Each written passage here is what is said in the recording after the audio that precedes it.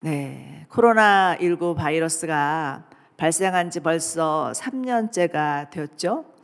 백신만 개발이 되면 잠잠해질 것이라고 생각했는데 느닷없이 나타난 변종 바이러스로 인해서 백신이 별 효과가 없어지면서 어찌 보면 날이 갈수록 죽음의 위협, 생계의 위협을 겪게 되는 것 같습니다. 특히 자영업자들, 청년들, 그 매출이 줄고 취업의 기회도 줄어들면서 많은 어려움을 겪고 있고, 그로 인한 근심이 이만저만이 아니죠. 정말 먹고 사는 문제로 인한 염려가 점점 커지고 있는 것 같습니다. 그런데 실은 이와 같은 염려의 문제는 오늘날과 같이 코로나를 겪는 상황에서만 있는 것은 아니죠. 사람마다, 시대마다 그 형태와 모양은 다를지 몰라도 염려 없는 인생은 없습니다. 그런데 염려가 지나치면 심각한 결과를 초래할 수 있다는 것을 관가해서는 안 됩니다. 요즘 현대인들이 겪고 있는 심리적인 질병 중에 건강염려증이라는 질병이 정서적인 질병이 있습니다. 실제 자신의 몸 상태보다 더 심각한 병에 걸렸다고 생각을 하는 거죠. 그래서 늘 불안과 공포에 시달리는 일종의 강박장애라고 말합니다. 이 건강염려증의 특징은 유명 병원이란 병원은 다 찾아다니고 검사는 다 받고 돌아다니지만 정작 그 의사의 진단은 믿지 못하고 스스로 자기가 자가 진단을 내리면서 가족들 괴롭히고 직장 생활에서도 지장을 주고 가까운 인간관계마저도 그 관계를 파괴할 수 있는 아픔을 초래한다는 것입니다. 어느 심리학자는 염려는 느린 형태의 자살이다, 이렇게 얘기를 했고요. 또 독일어로 보면 염려라는 단어는 짐승이 목을 물어뜯어 질식시키는 것 같다라는 뜻을 가지고 있다고 하니 염려가 우리 몸에 얼마나 해가 되는지, 우리 마음에도 얼마나 해가 됐는지를 잘 알 수 있습니다. 자, 그렇다면 여러분, 이처럼 무섭게 다가오는 이 염려라는 질병으로부터 벗어날 수 있는 길이 없는 것일까요? 오늘 본문에서는 예수님께서 염려에서 벗어날 수 있는 길에 대해서 저희에게 말씀하고 계시는데 그것을 좀 살펴보기를 원합니다. 자, 우선 우리가 알아야 될 것은 예수님은 우리의 모든 염려를 다 잘 알고 계시다는 것입니다. 자, 25절을 보십시오. 예수님께서 자기 생명을 위해서 무엇을 먹을까, 무엇을 마실까 걱정하지 말라. 자기 몸을 위해서 무엇을 입을까 걱정하지 말라. 생명이 음식보다 소중하고 몸이 옷보다 소중하지 않느냐라고 말씀하십니다. 여기서 무엇을 먹을까, 무엇을 마실까, 무엇을 입을까는 소위 세상 염려의 삼위일체. 이 세 가지 염려가 우리의 마음을 장악할 수 있다라는 것입니다. 자, 그렇다면 여러분들이 주로 하고 있는 염려가 무엇인지 그 리스트를 한번 살펴보시기 바랍니다. 어떤 염려들이 여러분의 마음을 자리 잡고 있는지에 대해서 좀 정직하게 좀 보시기를 바랍니다. 매달 갚아야 되는 대출금, 학자금, 뭐 또 세금, 이런 것들이겠죠. 저도 세금을 낼 때 그 7월과 9월이 되면 그 달이 두렵기만 합니다.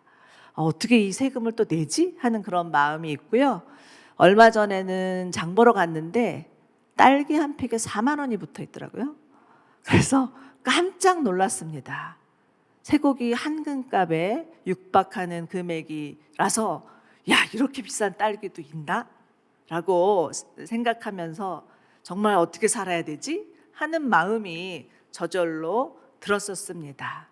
정말 아무리 애를 써도 힘겹기만 한 이 의식주 문제가 점점 우리의 마음을 누르고 있는 것만은 사실인 것 같습니다. 그런데 이 먹고 사는 문제에 대한 염려는요, 사실은 아담이 에덴 동산에서 하나님 앞에 범죄한 후에 모든 인류가 겪는 피해갈 수 있는 어려움이라는 것입니다.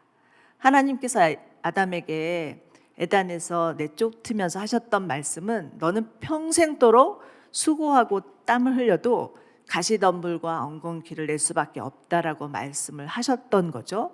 그래서 이처럼 우리가 먹고 사는 문제, 이 문제는 하나님의 말씀을 거역한 인간의 죄로 인한 결과라는 것을 우리가 인정하지 않을 수 없다라는 것입니다. 그러므로 예수님은 우리의 인간의 죄로 말미암아서 겪는 이 세상의 고통, 먹고 사는 문제로 인한 염려, 이것을 너무나 잘 알고 계시다라는 것입니다. 더구나 예수님께서 정말 이 땅에 인간으로 오셔서 그 삶을 다 겪으셨기 때문에 그 누구보다도 우리가 하는 그런 염려와 근심들을 알고 계시고 그것을 보시면서 안타까워하고 계시다라는 것이죠. 절대 예수님은 우리의 인생에 무관심하거나 무책임한 분이 아니시고 무시하시는 분도 아니시라는 것입니다. 오히려 예수님은 자신을 나는 선한 목자다, 나는 양들을 돌보는 선한 목자다, 이렇게 말씀을 하시죠. 여러분, 목자의 역할은 무엇입니까? 목자란 양들을 돌보는 역할을 하죠. 아침이면 아침 이슬을 먹은 목초지로 데려와서 싱싱한 풀을 뜯기게 하고요. 또 해가 쨍쨍 비치는 낮이면 그들을 그늘로 데려와서 목을 축이기도 하고요. 그 웅덩이에 물이 없으면 정말 또 다른 곳을 찾아서, 다른 웅덩이를 찾아서 그 물을 먹이고, 그리고 저녁이면 우리로 다 몰아넣어서 잘 잘 수 있도록, 쉴 수 있도록 하는 것이 목자의 역할입니다. 그 목자가 바로 예수님이라고 비유를 하시면서 말씀하실 때, 성경에는 보면 너희들은 다 양 같다고 말씀하시면서 우리를 양에 비유하고 있죠. 우리 양과 같이 미련하고 고집센 우리들을 돌보시는 분이 바로 예수 그리스도라는 것을 주님이 친히 말씀해 주셨기 때문에 예수님은 우리가 살아갈 때 일어나는 모든 염려의 문제를 다 잘 알고 계시는 분이심을 잊지 마시기 바랍니다. 그리고 예수님께서 말씀하시는 것이에요. 염려에서 벗어날 수 있는 길이 있다라고 말씀하실 때, 첫 번째는요, 하나님이 우리의 아버지시라는 믿음입니다. 25절을 다시 보십시오. 25절을 보시면, 그러므로 내가 너희에게 말한다 라고 시작을 하는데, 그렇다면 그것은 24절과 연결된 말씀인 것을 알 수가 있습니다. 24절의 말씀은 두 주인에 관한 말씀이죠. 제가 읽겠습니다. 아무도 두 주인을 섬기지 못한다. 한쪽을 미워하고 다른 한쪽을 사랑하거나 한쪽을 중히 여기고 다른 한쪽을 무시할 것이다. 너희가 하나님과 재물을 함께 섬길 수 없다라고 말씀하실 때, 이것은 무슨 의미입니까? 한마디로 내 인생의 주인은 누구냐라는 질문입니다. 하나님과 재물 중에 둘 중에 누가 네 인생의 주인이냐라는 것이죠. 그리고 정말 하나님 아버지가 주인이라고 믿는 사람은 염려할 필요가 없고, 재물이 주인이라고 믿는 자는 염려가 자연히 따라올 수밖에 없다라는 것을 이미 시사하고 계십니다. 여러분, 부자가 3대를 못 간다는 옛말이 있죠. 그것은 무엇입니까? 재물이라는 것은 절대 신실하지 못해서 있다가도 없고 없다가도 있는 게 재물의 속성인 것입니다. 그렇기 때문에 재물을 주인 삼는다면 재물에 의해서 그 인생에 좌지우지 될 수밖에 없다라는 거죠. 그러나 신실하신 하나님, 그 하나님을 주인으로 삼는 인생은 다릅니다. 26절과 28절을 보십시오. 예수님 이렇게 말씀하십니다. 공중에 나는 저새를 보라. 씨를 뿌리지도 거두지도 창고에 쌓아두지도 않았지만 하늘에 계신 아버지께서 먹이신다. 들에 핀 백합꽃이 어떻게 자라는지 보라.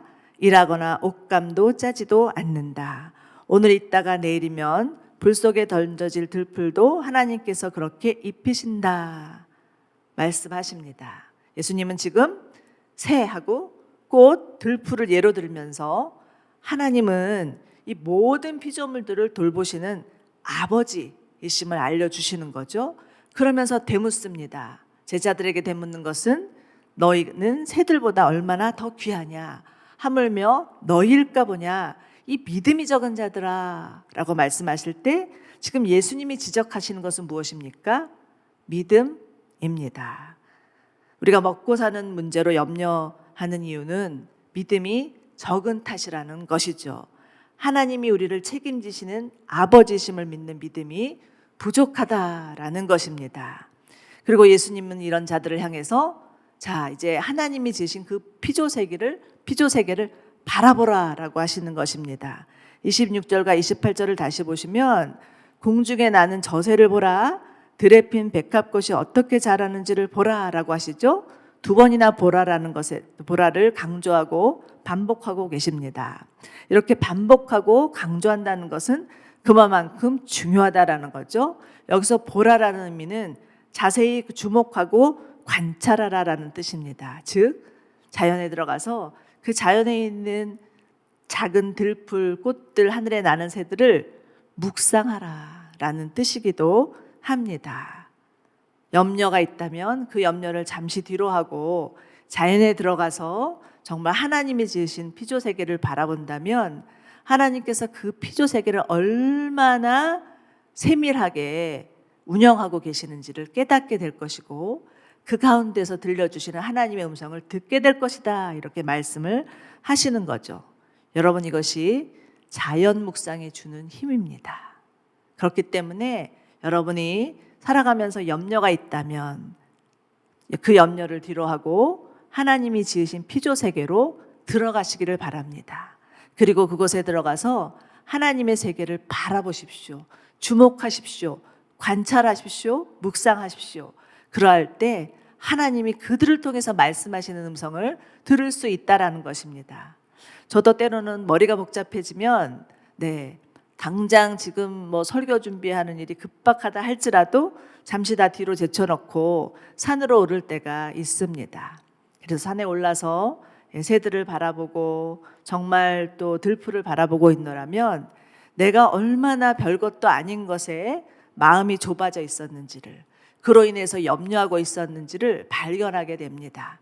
그리고 산에서 내려올 때는 한결 가벼운 마음으로 내려오는 제 발걸음을 볼 때가 있습니다. 제가 오늘 말씀을 준비하다가 아주 재미나는 동시가 한 편 발견을 해서 여러분에게 읽어드리기를 원합니다. 이런 동시입니다. 울새가 참새에게 말했네. 난 정말 알고 싶어. 인간들은 왜 그렇게 불안해하며 왜 그렇게 서둘러 염려를 하는 거지? 참새가 울새에게 말했네. 친구야, 내 생각엔 그들이 하늘에 계신 아버지를 잘 몰라서인 것 같아. 너와 나를 돌봐주시는 그 아버지 말이야.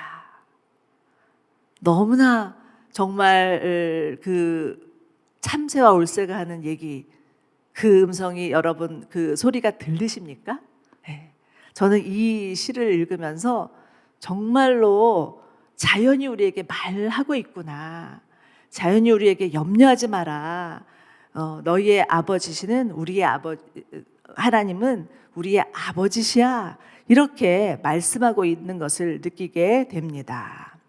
여러분, 그렇기 때문에 정말 하나님이 만드신 그 피조세계, 자연에 들어가는 것은 너무나 소중한 것입니다. 날마다 교회만 있지 마시고요. 하나님이 만드신 자연에 들어가서 하나님의 음성을 들으시기 바랍니다. 그럴 때 틀림없이 정말 그 어느 것 하나도 하나님이 돌보시지 않는 것이 없구나라는 것을 실감하게 될 것이고, 정말 그들을 통해서 우리 가운데 말씀하시는 주님의 음성을 듣게 될 것입니다. 그러다 보면 정말 내가 얼마나 염려에 갇혀 있는지를 알게 되고, 그 염려라는 강박으로부터 벗어나서 새들이, 꽃들이 하나님을 향해서 하는 그 신뢰를 가지고 돌아올 수 있는 은혜가 있으리라고 믿습니다. 자, 이제 두 번째는요, 염려가 얼마나 무익한 것인가를 인식하는 것입니다. 27절을 보시면 예수님이 이렇게 얘기하시죠. 너희 중 누가 걱정한다고 해서 자기 목숨을 조금이라도 더 연장할 수 있겠느냐? 무슨 말씀입니까? 염려함으로 얻을 수 있는 효과는 하나도 없다라는 것입니다. 염려한다고 해서 수명이 조금이라도, 정말 하루라도 더 길어지는 것이 아니라는 것이죠. 재미있는 건 개역개정에서는 네가 염려한다고 해서 그 키가 한 자나 더 자랄 수 있겠느냐라고 되어 있습니다. 그렇게 번역되어 있는데요. 이 말씀은 정말 제가 적용해서 깨달은 것이 하나 있습니다. 제 둘째 아들은 유난히 어려서부터 키가 작았습니다. 반에서 5번을 넘어본 적이 없어요. 그런데 사실은 저희 큰아이하고 또 제가 아들만 셋인데 큰아이하고 막내아이는 쑥쑥쑥쑥 크는 게 보이는데 둘째 아이는 꼬물꼬물한 게 도무지 크는 게 보이질 않는 거예요. 근데 보시다시피 제가 키가 큰 편이라서 키에 대한 걱정은 안 했었는데 유치원 때도 좀 자그마해서 초등학교 가면 뭐 크겠지 이랬는데 초등학교 가서도 여지없이 3번, 졸업할 때도 4번, 중학교 들어가서도 4번 뭐 이런 거예요. 그러니까 염려가 되더라고요. 걱정이 되더라고요. 그런데 그 염려가 얼마나 소용없다라는 것을 깨달았습니다. 아무리 염려해도 그 키가 안 자라는 거예요. 여전히 지금도 작습니다. 그러니 그것을 통해서 정말 염려가 아무짝에 소용없다라는 것을 깨달았었습니다. 자, 예수님은 이를 설명하기 위해서 또 다른 예를 들어주시는데 그것이 28절입니다. 제가 읽겠습니다. 어째서 너희는 옷 걱정을 하느냐? 들에 핀 백합꽃이 어떻게 자라는지 보라. 일하거나 옷감도 짜지 않는다. 그러나 내가 너희에게 말한다. 그 모든 영화를 누렸던 솔로몬도 이 꽃 하나만큼 차려입지는 못했다. 자, 이번의 사례는 백합화와 솔로몬입니다. 예수님은 지금 백합화와 솔로몬을 비교하시면서 말씀하시는데 여기서 백합화는요, 우리가 생각하고 있는 그렇게 크고 화려하고 향기가 짙은 그 꽃이 아닙니다. 해마다 봄이 되면 이스라엘의 들판에 가면 아주 작은 들풀, 작은 양귀비라고 하는데 그것이 온 들판을 가득 채운다고 합니다. 아주 작고 아름다운 꽃이라고 합니다. 그래서 3월의 이스라엘 들판은 무지무지 아름답다고 해요. 정말 코로나가 이제 없어지면 그 3월의 이스라엘 들판을 보고 싶어집니다. 가고 싶어집니다. 이에 반해서 솔로몬은 어떻습니까? 솔로몬은요, 자신을 위해서 그 왕궁을 짓는데 무려 7년이나 걸렸습니다.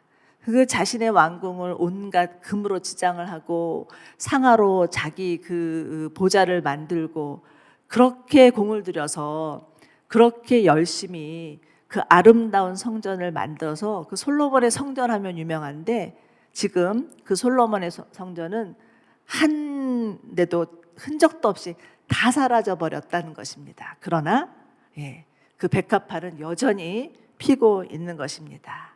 예수님은 지금 자기를 위해서 완벽하게 치장한 그 솔로몬의 아름다움보다 자기를 위해서 아무것도 치장하지 않는 그 백합화, 그 이스라엘 들판에 피는 작은 꽃이 더 아름답다고 하시면서요, 이처럼 염려할 것이 없는 들판의 꽃이 그렇게 염려하며 가꾼 솔로몬보다 더 아름답다면 도대체 염려가 무슨 소용이 있느냐, 이것을 말씀해 주시는 것입니다.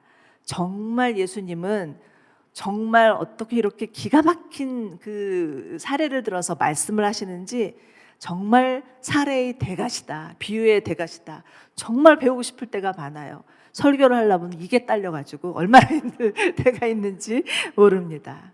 헨리 나우엔이라는 영성학자는요, 이런 말을 했습니다. 염려는 아직 내 앞에 오지 않은 일에 대한 시간과 장소를 무엇인가로 가득 채우는 것이다. 여러분이 사람들이 주로 하는 말들이 무엇인지 생각해 보시기 바랍니다. 걱정도 팔자라고요. 우리는 혹시 대학에 떨어지면, 이번에 우리 아들이 대학에 떨어지면 어떡하지? 혹시 이번에 그 건강검진을 받는데 암이라면 어떻게 하지? 혹시 이번에 새로운 일을 추진하는데 실패하면 어떡하지? 미래에 대한 걱정을 달고 사는 것을 볼 수가 있습니다. 이처럼 아직 일어나지도 않은 일에 대한 염려는 무익할 뿐 아무 쓸모가 없고 이것은 오히려 사람의 몸과 마음을 해칠 수 있는 정서적인 질병이라 할 수 있습니다. 우리가 하나님을 믿는다고 하면서도 염려하는 이유는 가만히 들여다 보면 하나님 아버지에 대한 불신, 그리고 우리 안에 있는 탐욕 때문인 것 같습니다. 여러분, 동물들은요, 배가 부르면 아무리 그 눈앞에 더 맛있는 진수성찬이 있어도 손대지 않는다고 하죠. 그렇지만 인간은 그렇지 않아요. 배가 부른데 또 먹고 또 먹고 집에 정말 가득가득 있는데도 또 채우고 또 채우는 그런 탐욕이, 죄된 본성이 우리 안에 있다라는 것입니다. 누가복음 12장을 보면 예수님께서 욕심 많은 부자의 비유를 들으시면서 자신의 곡식을 쌓기 위해서 오로지 창고 지을 생각만 하는 부자를 향해서 너는 어리석은 자다 이렇게 말씀하시죠. 그리고 오늘 내가 내 영혼을 취하여 간다면 어찌하겠느냐라고 되물으십니다. 여러분, 먹고 입을 것이 있는데도 자꾸만 손에 움켜쥐려고 하는 것은 어리석기 짝이 없는 자로 전락할 수 있다는 것을 예수님 말씀을 하시는 거죠. 얼마 전에 허원희 목사님께서 추천하신 자발적 가난이라는 책이 있어서 제가 그 제목을 보고 그 제목이 너무나 매력적인 거예요. 그래서 정말 마음에 확 들어와서 인터넷으로 당장에 주문을 해갖고 그 책을 좀 읽었습니다. 가난에 대한 여러 말들이 있었는데 그 중에서 제 마음에 남았던 말들이 있어요. 이런 글입니다. 가난은 빈곤이 아니다. 가난과 빈곤을 혼돈하지 말아라. 빈곤은 삶의 질을 강력하게 위협하는 현실이지만 가난은 사적인 용도로 쓰이는 물건에 대한 엄격한 제한을 뜻한다. 가난은 물질에 대한 오용과 남용의 반대말이다. 흔쾌히 자발적으로 가난을 받아들인다면 이 세상은 훨씬 사람들이 살만한 세상이 될 것이다 라는 그런 글이었습니다.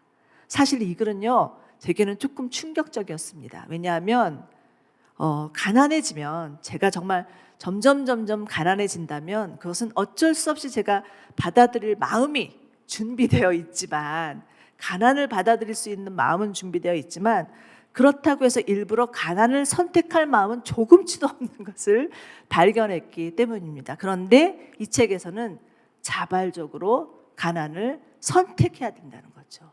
특히 그리스도인이라면, 정말 하나님께서 이 세상을 경영할 책임을 우리 가운데 주셨다면 우리는 자발적으로 가난을 선택해야 한다라는 것을 말하고 있는 것이었습니다. 어쩌면 우리가 그리스도인이라고 하면서도 세상에 만연한 그런 소비 문화에 젖어서 필요 이상의 소비를 당연한 것으로 여기고 그것이 채워지지 않으면 염려하는 것은 아닌지를 돌아보게 되었습니다. 우리가 이 자발적인 가난을 선택하지 않기 때문에 지금 이 세상은 이처럼 환경 오염으로, 지구 온난화로 언제 어떻게 멸망할지 알 수 없는 그런 위기까지도 간 것이라는 생각을 들면서 제 마음 가운데 정말 하나님 앞에 회개하는 마음이 들었었습니다. 자, 빌립보서 4장에서는 사도 바울이 이렇게 권면합니다. 빌립보서 4장 6절인데요.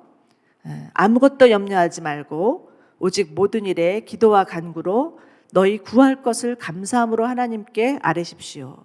그리하면 모든 생각을 뛰어나신 하나님의 평강이 그리스도 예수 안에서 여러분의 마음과 생각을 지켜주실 것입니다. 여러분, 사도 바울은 당시 그 빌립보서를 쓸 당시에는 가택연금 상태였어요. 언제 어떻게 자신의 그 미래가 이뤄질지 알 수 없는 그런 상황 가운데서도 아무것도 염려하지 말고 오히려 감사하라고 말할 수 있었던 것은 그만큼 하나님에 대한 신뢰가 분명하였기 때문이라는 것입니다.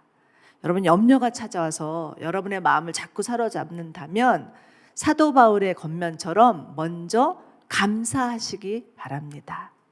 저는 이렇게 소그룹 모임을 할 때면 항상, 여러분, 우리 이제 한 주 동안 살면서 하나님께서 우리 삶 가운데 행하신 일들 중에 감사한 것이 무엇인지 나눠보죠, 이렇게 권합니다. 그러면 한 주간 살면서 사실은 별로 감사한 게 없었던 것 같아요. 그런데 나누다 보면 그게 아니라는 것을 발견하게 됩니다.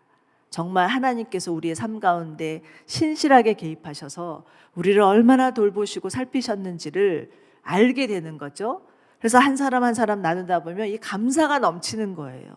그래서 하나님이 우리를 돌보시는구나 하는 것을 깨닫게 됩니다.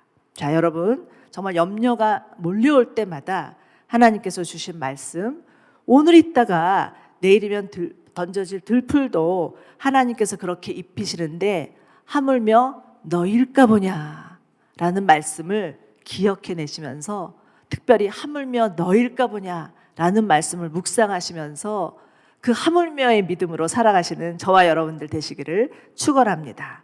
자, 이제 세 번째는요.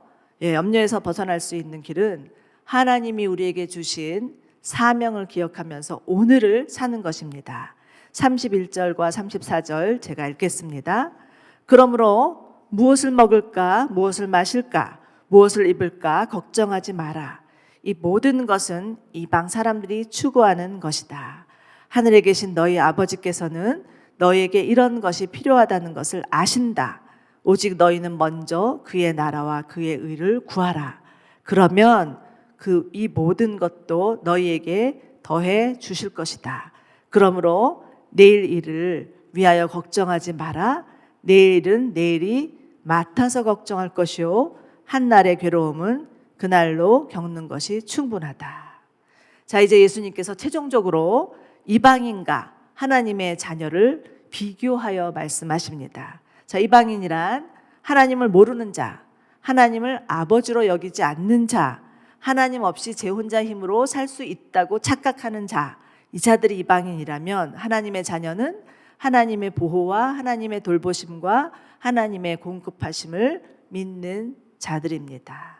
자, 그러므로 그리스도인이라면 정말 하나님께서 우리의 모든 필요를 채우신다는 믿음으로 살아야 되고, 그래서 염려하는 것이 아니라 정말 하나님께서 우리를 통해서 무엇을 하시려는가라는 것을 먼저 하나님 앞에 구하며 나아가야 하는 것이 우선이라는 것입니다. 여러분, 그리스도인은요, 이 땅에 살면서 내가 무엇을 먹지, 무엇을 입어야 될지 이것에 관심을 갖고 사는 자들이 아니라는 것입니다.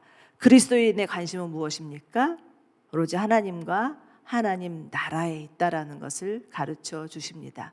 왜냐하면 그 나라에 있는 것이 가장 안전하고, 그 나라에 있는 것이 가장 복되고, 그 나라에 있는 것이 가장 편안하기 때문이라는 것입니다. 자, 이제 염려할 수밖에 없는 수많은 상황과 사건들이 있겠지만, 그럼에도 불구하고 정말 먼저 하나님 나라와 의를 구한다면 하나님께서 그 모든 것을 더하여 주실 것이라고 말씀하여 주시는데, 정말 이 말씀이야말로 이제 내일 또 구정을 앞두고 마지막 해, 마지막 주일, 마지막 예배를 드리는 우리 모두 가운데 하나님이 확성기를 틀어대면서 말씀하시는 주님의 말씀이라고 믿으시기 바랍니다. 네, 하나님께서 우리에게 말씀하십니다. 너희는 먼저 하나님 나라와 그 의를 구하라. 그리하면 내가 그 모든 것을 더하여 주시리라. 이렇게 말씀하심을 꼭 마음에 간직하시기 바랍니다. 여러분, 그렇다고 해서 정말 그렇게 하면 하나님이 모든 걸 더하여 주실 거야, 그 더하여 주실 것에 관심을 가지고 초점을 가지시지 마시고 먼저 무엇에 관심을 가지시라고요? 하나님 나라와 의.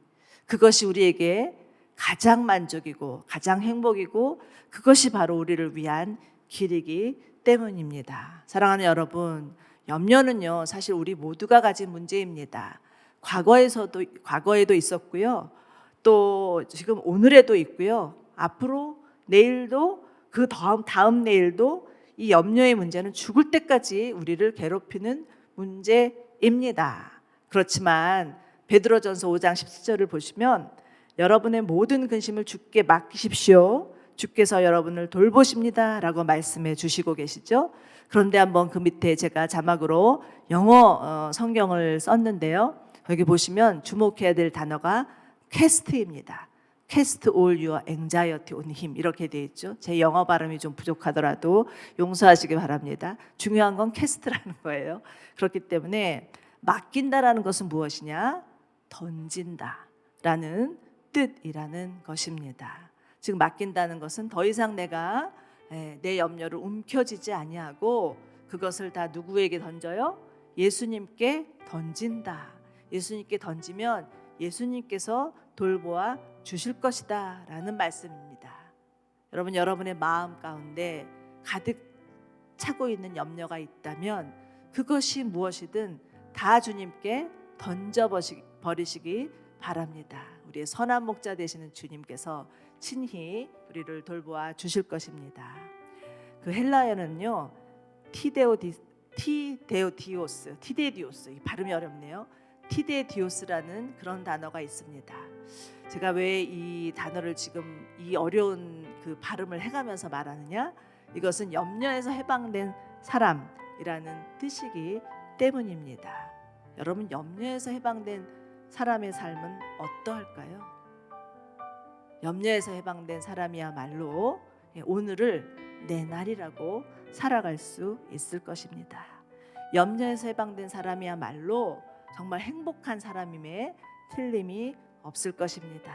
바라기는 우리 모두 하나님께서 우리에게 준 오늘의 삶, 그 삶을 감사함으로 받아내면서 우리 염려는 없을 수 없지만 그 염려가 들어올 때마다 주님 앞에 던져버리시면서 오늘의 그 삶을 감사하게 또 충실하게 사시는 저와 여러분들 되시기를 주님의 이름으로 축원합니다. 그러할 때 이 헬라어 티데디오스, 염려에서 해방된 사람으로 살아가는 그 은혜와 축복을 누리시게 될 것입니다.